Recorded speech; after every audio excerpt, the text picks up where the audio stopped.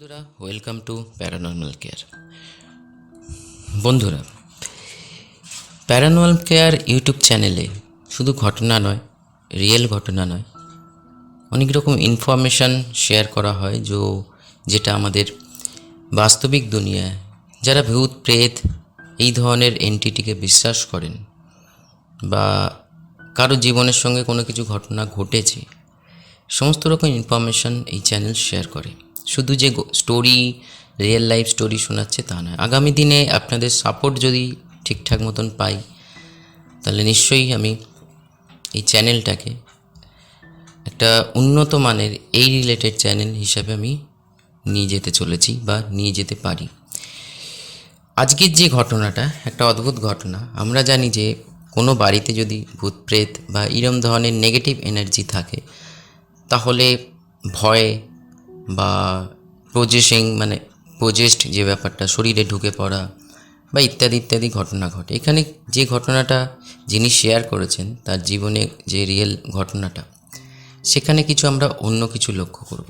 তো চলুন, ঘটনা যেখান থেকে আমি সংগ্রহ করেছি, ইনি হচ্ছেন আমার একজন বন্ধুর দাদার কাছ থেকে এই ঘটনাটা সংগ্রহ করা হয়েছে। কীরকম সেটা ডাইরেক্ট কথোপকথনের মাধ্যমে যেটা আমি সংগ্রহ করেছি, সেটাই আমি তার সামনে তুলে ধরছি। ঘটনাটা ঘটে 2016-17 মাঝখানে, কলকাতায় বড়নগরে বাড়ি। এবার যেটা তিনি আমাকে বলেছেন সেই হিসাবে আমি আপনাদের শেয়ার করছি। হ্যালো শান্তনু, কেমন আছো? আশা করি ভালো আছো। তোমার মন থেকে এই চ্যানেলের এটা শুনে যে তুমি তো জানি তো ইউটিউবে কাজ করছো ঠিকই, কিন্তু এই ধরনের ওপরও কাজ করছো এই প্রথম শুনেছি আমি। তো সেই জন্যেই তোমার বন্ধুই আমাকে বলেছে যে আমাদের জীবনে একটা এরকম ধরনের ইনসিডেন্ট আছে, যেটা ঠিক ভৌতিক বলবো না, কিন্তু অনেক রকম ক্ষয়ক্ষতির সম্মুখীন হতে হয়েছে। সেটা আজকে আমি তোমাকে শেয়ার করছি। তুমি পারলে তোমার চ্যানেলে শেয়ার নিশ্চয়ই করো।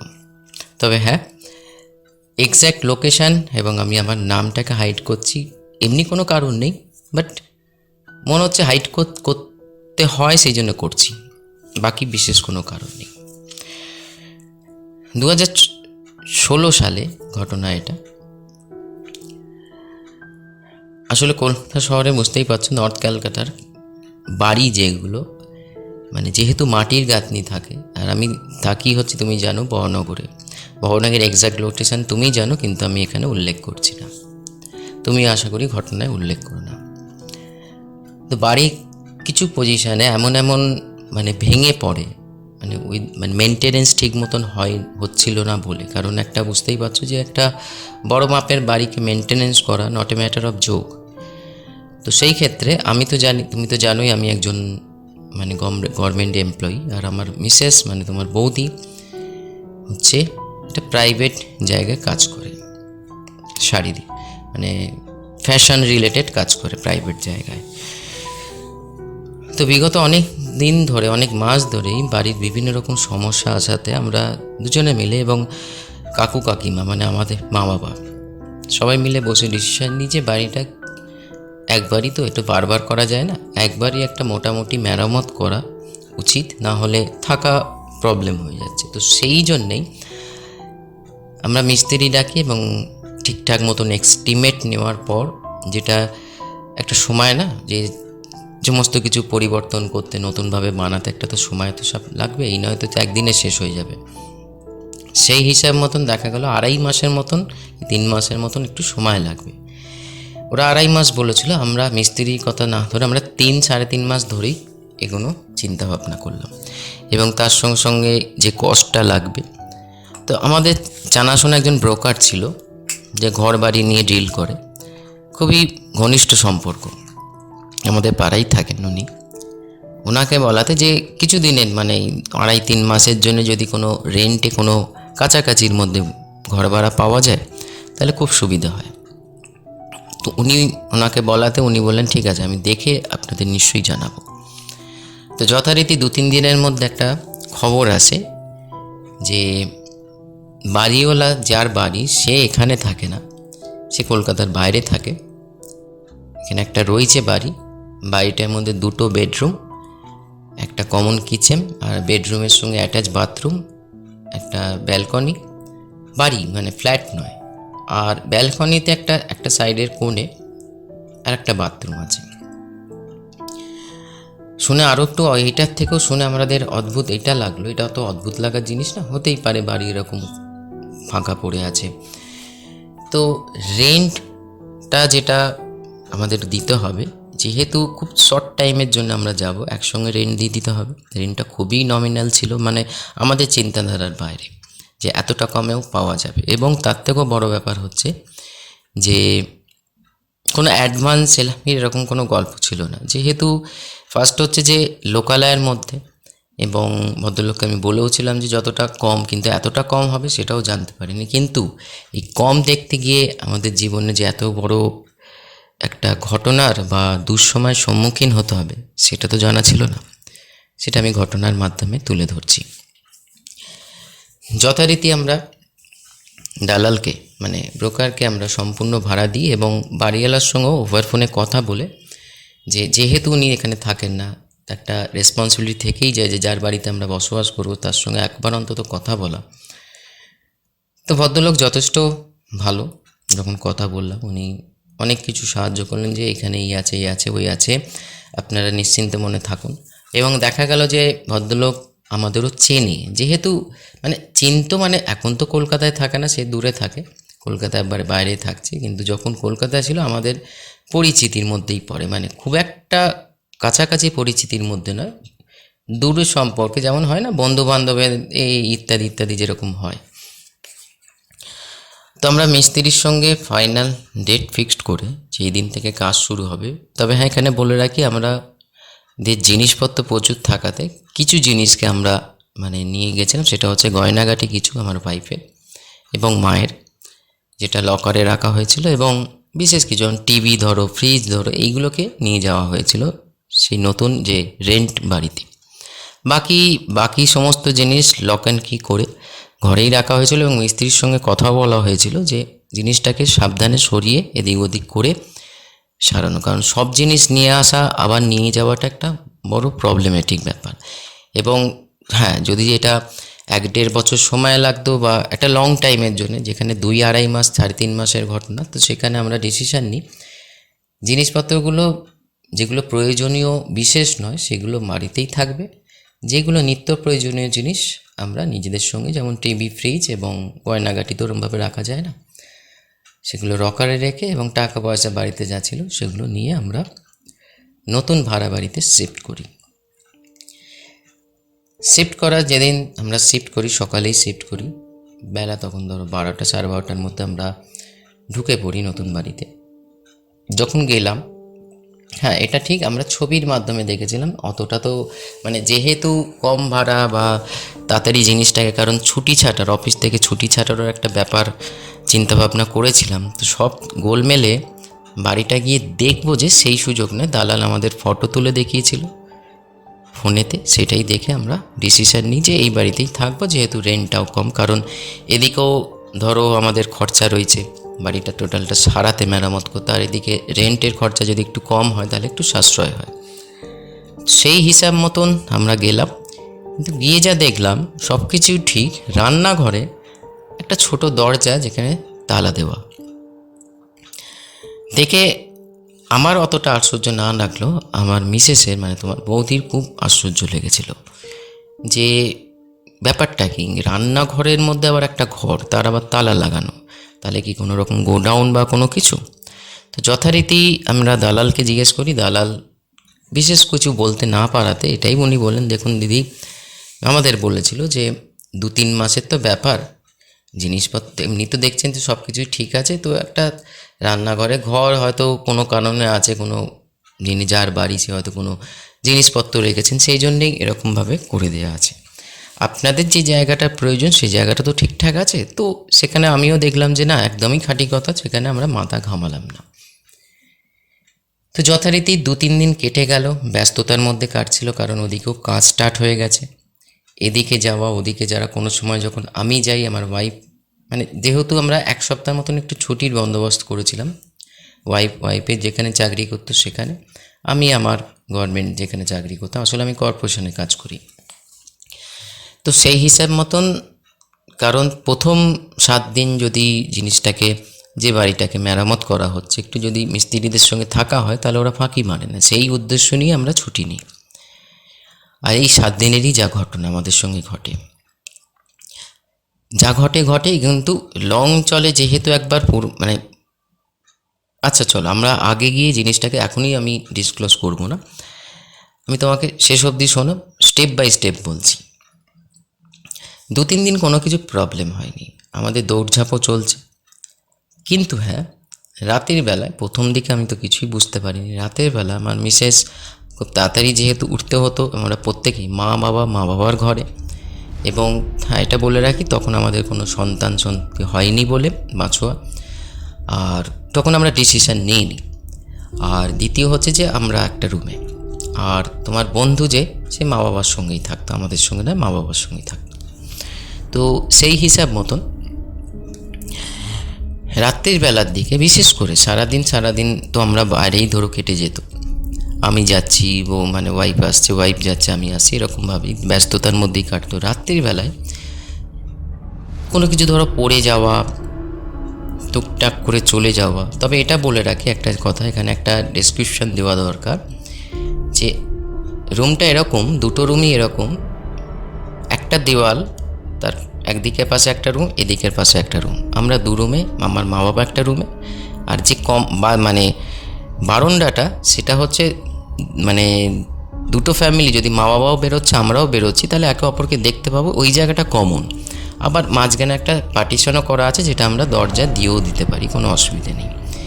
এরকম অবস্থায় তো যেহেতু গরমকাল ছিল, বারান্দার দরজাও খোলা থাকতো। মনে হতো রাত্রিবেলা, যেটা আমার মিসেসের কথা, পরে আমিও বুঝতে পারি, কেউ একজন চলাফেরা করছে, কোনো বাচ্চা ছেলে দৌড়ঝাঁপ করছে, মানে খেলাধুলো করছে। তো প্রথম দিকে আমরা অতটা গুরুত্ব দিই না, এটাই ভাবি যে কোনো রকম হতেই পারে, মানে একে তো পুরনো বাড়ি, আর দ্বিতীয় হচ্ছে যে স্বপ্ন নিয়েই ঘুমোলেই মানুষ কিছু না কিছু সাবকনসিয়াস মাইন্ড থেকে স্বপ্ন দেখে। তো এই সমস্ত ভেবে আমার মিসেস হোক, আর আমি তো তখন কিছু বুঝতেই পারতাম না, পড়লেই মরা বিছানাতে। সে যখন এরকম বুঝতে থাকলো, কিছুদিন পর, মানে ধরো 3-4 দিনের মাথায় ঘটনাটা আমাদের সঙ্গে শেয়ার করে, মা বাবার সঙ্গে শেয়ার করে, আমার সঙ্গে শেয়ার করে, যে এই রাত্রিবেলা সে অনুভব করছে। এবং লাস্টের দিনেও যখন বাথরুম যাচ্ছে, হঠাৎ করে তার বাথরুম পায়, তার মনে হচ্ছিল তার পেছনও, যেমন এটা একটা সিক্স সেন্স কাজ করে, আমি যদি অন্ধকারে হাঁটছি, আমার পেছন যদি কেউ আসে, যতই সে মানে নিজেকে হাইড করে হাঁটুক না কেন, একটা অনুভূতি হয়, সেরকম ধরনের অনুভূতি পেয়েছে। তো যখন আমরা শুনি, বা আমি বিশেষ করে যখন শুনি, তো আমি এটাই বলি যে দেখো, মনের ভুল, সারাদিন এত খাটাখাটনি যাচ্ছে, এটা নিয়ে এত বিশেষ চিন্তা করার কিছু নেই। কিছু দিনের, আর দেখতে দেখতে 3-4 দিন হয়ে গেল, 2-3 মাসও কেটে যাবে, আমরা আমাদের নিজস্ব বাসস্থানে ফিরে যাব। একটু সহ্য করে নাও, বা যেটা হচ্ছে সেটা মেনে নাও, মানে আমি ক্যাজুয়ালি বলি জিনিসটাকে। কিন্তু সেই রাত্রি, যেদিন আমাদের এই সন্ধেবেলা বসে আলোচনা হয়, সেই রাত্রিরেই আমি নিজেও কিছু জিনিস অনুভব করি, যে সত্যি কথাই, যে মনে হচ্ছে যেন কেউ বারান্দায় চলাফেরা করছে। রান্নাঘরে মনে হলো কেউ যেন রান্নাঘরে দরজা খুলে ঢুকলো, কোনো জিনিস হঠাৎ করে পড়ে যাওয়া। শুয়ে ভাবছি, তখন আধা ঘুম আধা জাগা, পড়ে যাওয়াটা পরে শুয়ে ভাবছি যে কোনো ইঁদুর, পুরনো যেহেতু ভাড়া বাড়ি, তো ইঁদুর বেড়ালে তো উৎপাত থাকতেই পারে, কিন্তু ইঁদুর তো আর দরজা খুলে ওরমভাবে ঢুকবে না। আর আমরা রান্নাঘরে, বিশেষ করে সমস্ত রাত্রিবেলা যখন শুতাম, ফ্রিজটা ছিল রান্নাঘরেই রাখা হয়েছিল, তো জল ফল, গরমকাল যেহেতু, ফ্রিজের জল বা ইত্যাদি নিয়েই শুতাম, যে বারবার উঠে যেতে না হয় রাত্রিবেলা। সেখানে তালা দেওয়ার ঘর কে খুলবে, এইরকম অনুভূতি আমি করি, এবং আমি কাউকে কিছু বলি না।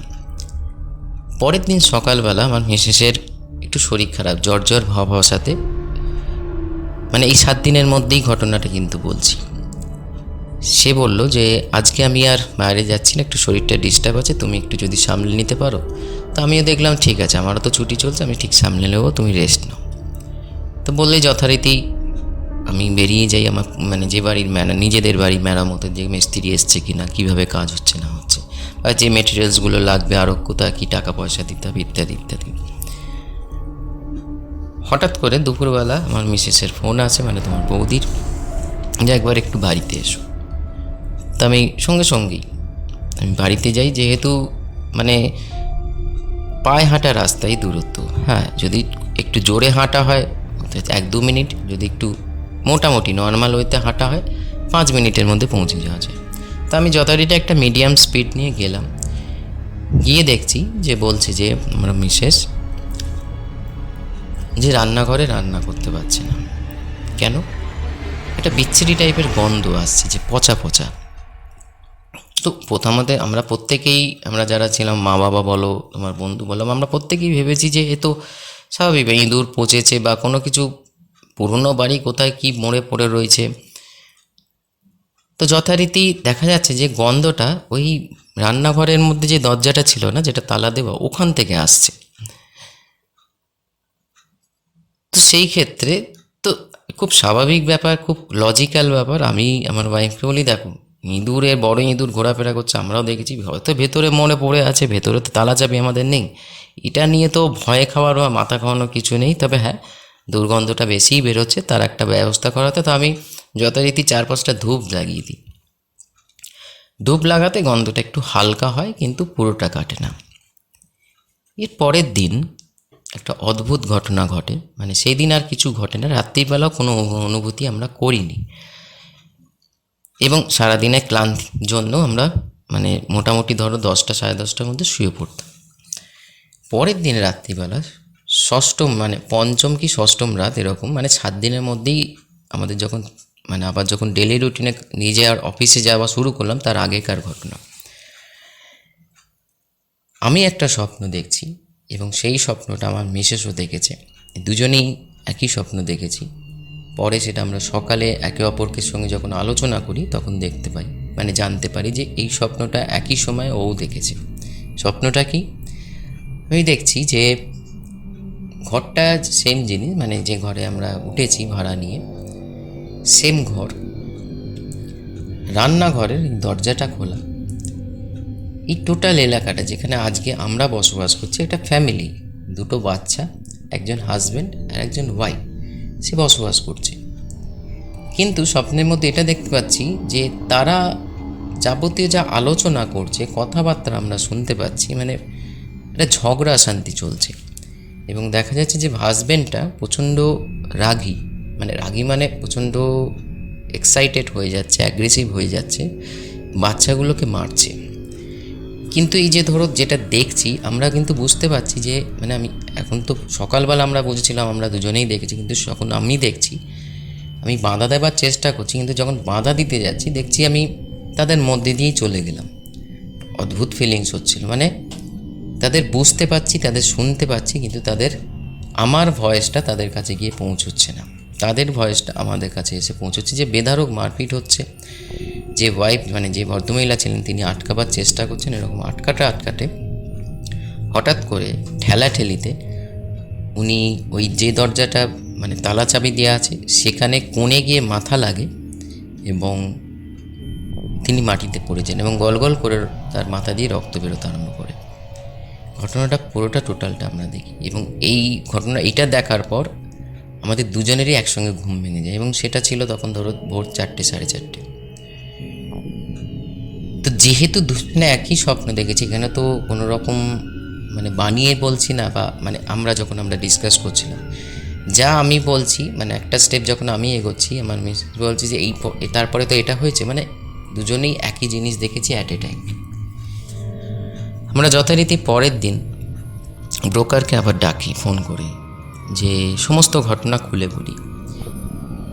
উনি অতটা পাত্তা না দিয়ে বলেন, দেখুন দাদা, এই সমস্ত ঘটনা পুরনো জায়গায় থেকেই যায়, অনেক কিছুই ঘটনা ঘটে, কিন্তু সত্যি কথা বলতে আমার তো জানা ছিল না। আপনি একটা কাজ করুন, আর একবার বাড়িওয়ালাকে ফোন করুন। তো আমার মিসেস বলে, বাড়িওয়ালাকে ফোন করে তো হবে না, কারণ আমাদের পুরো এই 2-3 মাসে কি 3.5 মাসে ভাড়া কম আপনাদের দিয়ে দেওয়া হয়েছে, কিন্তু এখন ভাড়াটা অল্প হলেও ভাড়াটা যখন 2-3 মাসে একসঙ্গে যাচ্ছে, সেটা কোনো মতেই মানে 2-3 হাজার টাকার ব্যাপার নয়, প্রায় 8-10 হাজার টাকার ব্যাপার। তো সেখানে কিভাবে ফেরত পাওয়া যায় সেটা ব্যাপার, কারণ আমরা এই মুহূর্তে কারণ বোঝাই যাচ্ছে যে এখানে কোনো ধরনের কিছু প্রবলেম আছে যেটা আমরা অনুভব করছি, এবং সেই কারণে আমাদের এটাও ডাউট হচ্ছে যে এই তালা চাবি দেওয়া ঘরটাই কিছু তো একটা রহস্য আছে, যেখানে যদি কোনো রকম এরকম কিছু ব্যাপার থেকে যায় যে খুন খারাপি হয়েছে, তাহলে আমরা ইচ্ছে করছে না বাস করতে। তো যথারীতি আমিও দেখলাম যে কথাটা সত্য, কিন্তু এখন এই পরিস্থিতিতে আমরা যাবোটা কোথায় যাব?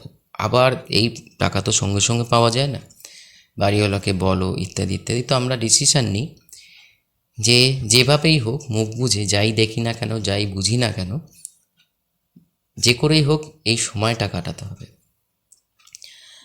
তো সেই ক্ষেত্রে তারপর থেকে আমাদের দুজনেরই অফিস খুলে যায়, যে যা নিজের কাজে যায়, এবং আমাদের রুটিন হয়ে দাঁড়ায় সকালবেলা যখন দুজনেই অফিস যাই, পুরোনো বা যেখানে আমাদের বাড়ি সেখানে কি কাজ হচ্ছে দেখে যাই। মেন যে মিস্ত্রি তার নাম্বার তো নেওয়াই ছিল, দুপুরবেলা ফোন করতাম, বিকেলবেলা যখন আমরা ফিরতাম বাড়িতে গিয়ে সব কিছু দেখে ঢুকে আবার ভাড়া বাড়িতে ফিরে আসতাম। কিন্তু যেটা লক্ষ্য করে দেখলাম, যা কিছু আমরা সেই লাস্ট দেখেছিলাম, তারপর থেকে রাত্রিবেলার ওই বারান্দায় কারোর চলা, কিছু পড়ে যাওয়া, একটা হঠাৎ করে কান্নার আওয়াজ, এগুলো খুব মানে হতে হতে খুব কমন হয়ে গেছিলো। মানে বুঝতেই পারছিলাম যে কিছু না কিছু ঘটনা ঘটছে এখানে, কিন্তু কোনো রকম হার্ম আমাদের করছে না, ক্ষতির দিক দিয়ে কিছু নেই যে হঠাৎ করে কিছু দেখছি বা কিছু আমাদের সঙ্গে ঘটছে। কিন্তু যা ঘটবার তো ঘটা তখন শুরুই হয়ে গেছে। হঠাৎ করে আমার একটা অ্যাক্সিডেন্ট হয়, তখন বাসে আমি যাতায়াত করতাম, সেই বাস থেকে পড়ে গিয়ে একটা অ্যাক্সিডেন্ট হয়, যে অ্যাক্সিডেন্ট হবার কথাই নয়। এবং সেই দিনই আমার মিসেসেরও অ্যাক্সিডেন্ট হয় রাস্তা ক্রস করার সময়। যা কিছু হয় দুজনে একসঙ্গে হয়, এবং তার সঙ্গে সঙ্গে দেখি যে কাজের জায়গায় বিভিন্ন ক্ষেত্রে বিভিন্ন রকম প্রবলেম অ্যারাইজ করছে, যে প্রবলেমটা মানে আনন্যাচারাল। মানে প্রবলেমের জায়গায় ঠিক বলবো না, একটা প্রবলেম হতে গেলে তো একটা লজিক্যাল কারণ থাকবে। বিনা কারণে আমাদের বিভিন্ন রকম কথা শুনতে হচ্ছে, যে কাজটা আমাদের করার কথা সেই কাজটা আমাদের থেকে নিয়ে অন্য কেউ করছে, মানে একটা হ্যারাসমেন্টও চলছে, প্রচুর রকম প্রবলেম। এবং সেই মুহূর্তে আমরা দুজনেরই মানে এতটা কুইকলি ব্যাপারটা হয়, দুজনেই প্রচণ্ড ডিপ্রেসড হয়ে যাই, এবং খুব প্রচণ্ড খিটখিটেও হয়ে গেছিলাম। মানে কোনো কিছু ভাল লাগছে না, মনে হচ্ছে মাঝে মাঝে যে এসব না করলে পুরনো যে যেখানে থাকতাম সেটাই ভালো ছিল, এই সমস্ত করেই বোধহয় এত ঝামেলা হলো। এবং দিন দিন নিজেদের শরীর খারাপ বলো, আজ বাবার শরীর খারাপ, কাল মায়ের শরীর খারাপ, পরশু তোমার বন্ধুত্ব জানে একবার প্রচণ্ড মাত্রায় মানে জ্বর চলেছিল, যেখানে কমানো যাচ্ছিল। এবং তার সঙ্গে সঙ্গে আমাদের যে অ্যাক্সিডেন্টে যে ফিনান্সিয়াল লসটা হয়েছিল, মানে হয়েছিল খুব ছোট অ্যাক্সিডেন্ট, কিন্তু তার ডাক্তারের পেছনে যে ক্ষয়ক্ষতি অর্থনৈতিক, সেটা বলে বোঝাতে পারবো না। এই সমস্ত দেখে তোমার কাকু কাকিমা আমাদের কিছুদিন পরে, মানে ওই 7 দিন তো পেরিয়ে গেছে, প্রায় 1 মাসের কাছাকাছি ঘটনাগুলো ঘটতে চলেছে, এবং 1 মাসেই মারাত্মক ক্ষয়ক্ষতি হয়ে গেছে অর্থনৈতিক। মানে এতটাই ক্ষয়ক্ষতি হয়ে গেছিল, নতুন বাড়িতে যে বাড়িতে আমাদের মানে বসবাস, মানে আমাদের মেন বাড়ি, সেখানকার যে কাজকর্ম চলছে সম্পূর্ণ আটকে গিয়েছিলো, মেটেরিয়ালস কিনতে পারছিলাম না। মানে এটা তো আর লোন নিয়ে হয়নি, নিজেদের জমানো টাকা, কিছু সেভিংস ছিল, সেই সমস্ত সব কিছু ঠিকঠাক করে কাজটা শুরু হয়েছিল একটা এস্টিমেট নিয়ে। এবং তারপরেও কিছুটা এস্টিমেট এক্সট্রা রাখা হয়েছিল, যে এক বলা হয় তো এক হয়, সেখানে 10-12 কি 20 হাজার টাকা এক্সট্রা ছিল। তো এমন একটা পরিস্থিতি হলো যেখানে এই কাজ তো ধরুন 2-3 দিনের জন্য ধরো বন্ধ আমাদের করতেই হয়েছিল, এবং দেখা গেল যে এই 2-3 দিনটা 1 সপ্তাহে পরিণত হলো, মিস্ত্রিদের আসতে বারণ করা হলো, সমস্ত কিছু মানে প্রচণ্ডভাবে অর্থনৈতিক অবস্থা খারাপ হয়ে গেল, মাইনেপত্র আটকে গেল। এটা কি অবিশ্বাস্য ব্যাপার, যেখানে গভর্নমেন্ট জায়গায় মাইনে আটকানো কোনো জায়গায় নেই, সেখানেও পর্যন্ত একটা ডিস্টার্ব আমি ফিল করি। এবং আমার মিসেসের তো প্রাইভেট জব, সেখানে সে ভালো মতন ফিল করে, তার সঙ্গে সঙ্গে হ্যারাসমেন্ট চলছে ইত্যাদি অনেক রকম প্রবলেম, মানে চারিদিক দিয়ে ঘিরে ধরেছে। তখন তোমার কাকু কাকিমা বললো যে এই যাবতীয় যা কিছু আমার মনে হয় যে এই বাড়ির জন্যেই হচ্ছে, বাড়িতে যে মানে যে নেগেটিভ যে ব্যাপারটা ঘটছে বা আমরা ফিল করি, শেষের দিকে কাকু কাকিমাও ফিল করতে আরম্ভ করেছিল, কিন্তু এটা বলে রাখা ভালো। তো তারা অতটা বুঝতে পারছে, কিন্তু কিছু যেহেতু করার নেই সেই জন্য মুখ বুজে সহ্যও করছিল। তো যথারীতি যখন পরিস্থিতি একদম মানে দেয়ালে পিঠ থেকে যাওয়ার মতন অবস্থা, আমরা একজন পূজারীকে ডাকি, মানে এমনি কোনো লোকাল পূজারি নয়, একটা বুঝতেই পার মানে বলতে পারো যে যেহেতু বড়নগরে আমরা থাকি, দক্ষিণেশ্বরে আদ্যাপীঠে একজন পূজারীকে আমাদের মানে খুব ক্লোজ বলবো না, কিন্তু চেনাশোনা ছিল একটা দূর সম্পর্কের মাধ্যমে। তো তাকে গিয়ে সমস্ত ঘটনা বলা হয় এবং সে আশ্বাস দেয় যে নিশ্চয়ই ঘটনা তো সত্যি যা দেখছেন আপনারা, এবং এর ক্ষেত্রেই তিনি ঢোকার আগেই মানে মানে ওনার মধ্যে ক্ষমতাটা এতটাই ঠিকঠাক মতন ছিল এবং খুব জেনুইন পারসন। আমরা তার কাছে যেতে না যেতেই তিনি কিছু কথা আমাদের উল্লেখই করে দিয়েছিল যে যেখানে এখন বসবাস করছেন কিছু না কিছু নেগেটিভ এন্টিটির জন্য আপনাদের জীবনে এখন এই প্রবলেম হচ্ছে। বাকিটা তারপর আমরা খুলে বলি এবং অ্যাট দ্য এন্ড তিনি আমাদের কাছে আসেন একটা ওই বাড়িতেই যে ঘরে আমাদের বেশি সমস্যা হচ্ছিল সেই ঘরটা, এবং রান্নাঘরের ওই দরজার সামনে একটা পুজো পাঠ করা হয় এবং হোমযজ্ঞ করার ব্যবস্থা করা হয় পরপর 2 দিন, একদিন এই ঘরে আর একদিন রান্নাঘরের ওই জায়গাটা বসে ওই দরজাটার সামনে যেখানে তালা দেওয়া ছিল। তো সেটা করার পর ধীরে ধীরে যেটা অনুভব করা গেল, এবং হ্যাঁ এটাও বলে রাখি যে উনি পূজা পাঠ করার পর দুজনকেই, এবং শুধু দুজনকে না, আমাদের তো বিশেষ করে দিয়েই ছিল, আমাকে, আমার ওয়াইফকে, আমার বন্ধু এবং কাকু কাকিমাকে, মানে আমাদের মা বাবাকেও একটা মাদুলি মতন করে দেয় সেই হোমেরই যজ্ঞেরই ছাই ভস্য ইত্যাদি নিয়ে। সেটা জানি না উনি কীভাবে কী করেছেন। সেটা দেওয়ার পর ধীরে ধীরে ধীরে ধীরে সেই সমস্ত আওয়াজপত্রও বন্ধ হয় এবং ধীরে ধীরে যে সমস্ত জিনিসগুলো ধরো মাইনেপত্র আটকে গিয়েছিল, হ্যারাসমেন্ট হচ্ছিলাম, শরীর খারাপ, কাজ আটকে বসে আছে, সেটা ধীরে ধীরে পয়সার যোগান আরম্ভ হয়। পয়সার যোগানটা, হ্যাঁ এটা বলে রাখি যে পয়সা সেই সময়কার জন্য আমি আমার বন্ধু বান্ধবের থেকে কিছু পয়সা আমি ধারে নিই এবং ধার দিতে তারা দেখো ব্যাপারটা হয় যে আজকের দিনে দেখেছি, যেহেতু আমি তো জানতোই আমি গভর্নমেন্ট সার্ভিস করি, তো পয়সা চট যাবার কোনো ব্যাপারই নেই, সেই হিসাবে পেয়ে যায় এবং সেই টাকা দিয়ে যখন আবার ঘর বাড়ির কাজ আরম্ভ করি আবার স্মুথ হতে থাকে পরিবেশ। এবং যথারীতি ঈশ্বরের আশীর্বাদে বা সেই ভদ্রলোকের আশীর্বাদে 16তেই আমাদের সেই 3.5 মাস মোট সময় লেগেছিল নিজেদের বাড়ি সম্পূর্ণ হয়, যেখানে যেখানে যা কিছু করবার। এবং হ্যাঁ এটাও ঠিক, একটা অকুপাই মানে একটা স্পেস আনইউজড অবস্থায় পড়েছিল, যেখানে ভবিষ্যতে আমরা সেখানে আমাদের নিজেদের গাড়ি রাখতে পেরেছি, সেই জায়গাটাও তখনই বানিয়ে নেওয়া হয়। তো এই ছিল ঘটনা আমার, যেটা তোমার সঙ্গে শেয়ার করে আমারও ভালো লাগলো। যদি তোমার মনে হয় যে উপযুক্ত, তাহলে তুমি তোমার চ্যানেলে শেয়ার করে লিঙ্কটা আমাকে পাঠিয়ে দিও। তো বন্ধুরা, এটাই ছিল আজকের ঘটনা। অদ্ভুত না যে আমরা যেটা ভাবি যে ভয় দেখাবে, কোনো বাড়িতে কোনো নেগেটিভ এন্টিটি থাকলে ভয় দেখাবে, আসলে মানুষের জীবনে অনেক কিছু ইচ্ছা আকাঙ্ক্ষা থেকে যায় যেটা আমরা অসময়ে সেটাকে ধরে রাখতে পারি না এবং কিছু ঘটনা ঘটে যায়। অপঘাতে মৃত্যুই মানে আত্মা কোনো না কোনোভাবে নিজের ইচ্ছা পূর্তির জন্য বসবাস করতে থাকে। হয়তো যে ঘটনাটা ঘটছিল তারা বিশেষ ক্ষতি না চাইলেও ইন্টারনালি যে প্রবলেমগুলো ক্রিয়েট হচ্ছিল সেটা জীবনে দেখুন, আজকে ধরুন আমি একটা বাড়িতে গেলাম বা আপনি একটা বাড়িতে গেলাম, সেখানে গিয়ে কিছু ঘটনা ঘটলো, অ্যাক্সিডেন্ট হলো ইত্যাদি, তো খুব স্বাভাবিক ব্যাপার। কিন্তু ফিনান্সিয়ালি প্রবলেম, শারীরিক এরকম প্রবলেম, সমাজে হ্যারাসমেন্ট হওয়া খুব মানে খারাপ ব্যাপার আমার বলে মনে হয়। তো যাই হোক, ঘটনাটা খুব ভালো লেগেছে বলে আমি শেয়ার করলাম। আপনাদের কেমন লাগলো আপনারাও জানাবেন। এবং বলে রাখি, আমি টোটাল এরপর থেকে যাবতীয় যা এপিসোড আমি বাংলা ভাষায়, আমি আমার নিজের মাতৃভাষায় চালাবো বা আপলোড করব। আপনাদের ভালোবাসা, আপনাদের সাপোর্ট একান্ত কাম্য। দয়া করে লাইক, শেয়ার এবং সাবস্ক্রাইব করে চ্যানেলটাকে তুলে ধরুন একটু।